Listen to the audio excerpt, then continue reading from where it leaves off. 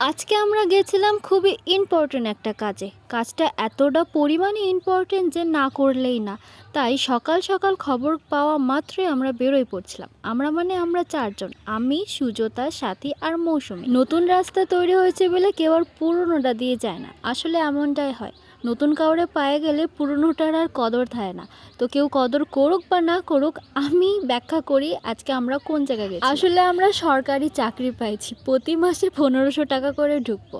হ্যাঁ, ঠিক ধরছো, বেকার ভাতা করতে গেছিলাম আমরা, যেটার নাম ঘটা করে যুবসাথী রাখা হয়েছে।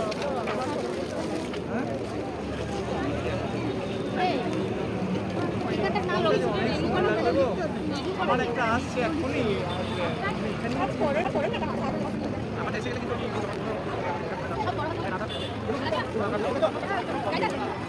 লোকের সামনে কইতেও লজ্জা করে যে বেকার ভাতা করবার যাইতেছি, কিন্তু কিছু করার নাই, হকের টাকা ছাড়া যাইব না। না মানে হাতের লোককে পায়ে দিয়ে ধাক্কানো ঠিক হবো না।